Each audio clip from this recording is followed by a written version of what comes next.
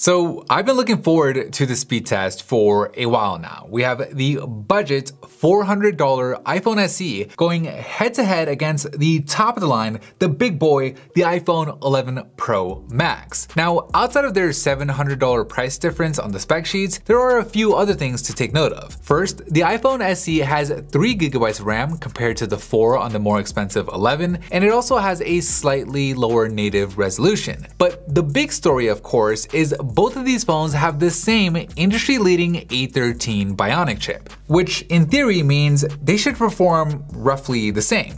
But somehow I find myself a little skeptical of that idea. I don't know if it's because the SE is using pretty much the same parts as the iPhone 8 outside of the processor, or if it's because we've seen other phones with the same processor perform differently. But they're both running iOS 13, they're both made by the same company, presumably the same optimization, so let's see.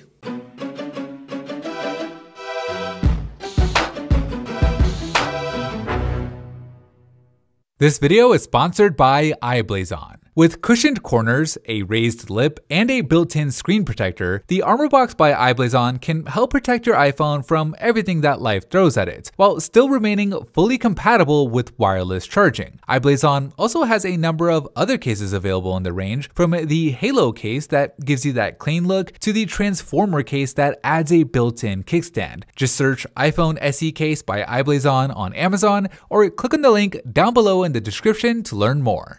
Alright, we'll kick things off by starting the stopwatches on each phone and then jumping into the first row, where the two phones perform identically in Facebook. And here in Starbucks, it's a similar story. The SE seemed to have gotten a split-second advantage over the 11 Pro Max there, and it does the same thing in Microsoft Word. But we're talking just fractions of a second here, so moving on to the second row, the two phones are still neck and neck, which, at least according to the spec sheets, is exactly what you would expect. But I do have to say, it is still somewhat surprising to actually see it play out. Not only has the budget iPhone SE not fallen behind here, but it's actually been loading most of the apps little fractions of a second faster. Now, this is nothing definitive, it's still definitely within the margin of error, but it's just amazing to see a $400 iPhone keep pace with an $1,100 iPhone, especially when you consider that $1,100 iPhone is undefeated here in the first lap, even against the top Android phones. But we'll see if the iPhone SE can keep it up here in the gaming row, where it is possible that we might see some signs of thermal throttling depending on the cooling system that Apple is using in the SE compared to the 11 Pro Max. And typically, bigger bodied phones do better with heat distribution,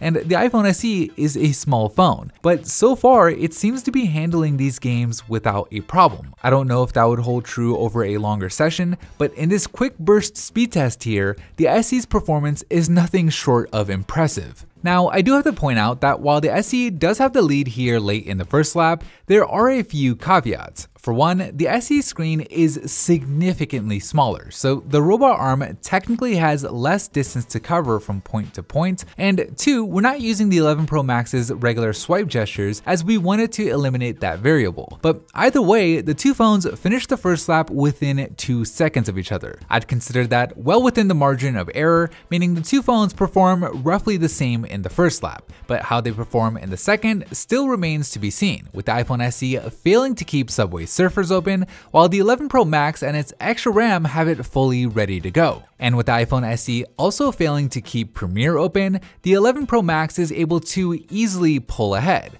But it fails at keeping Excel open, which is nothing too surprising as we've seen many times in the past, but it does somehow manage to keep Word open as it does both Starbucks and Facebook. So quite an improvement for the 11 Pro Max since the last time that we tested it. It looks like iOS 13.5 may have improved RAM management, but not enough for the iPhone SE to keep the same apps open, causing it to finish 11 seconds later with a time of 2 minutes and 40 seconds, making the winner the iPhone 11 Pro Max. But it was a close one, and a really impressive performance by a phone that costs less than most flagships. Anyways, that is it for me in this video. Thank you guys for watching, and as always, I'll see you in the very next episode.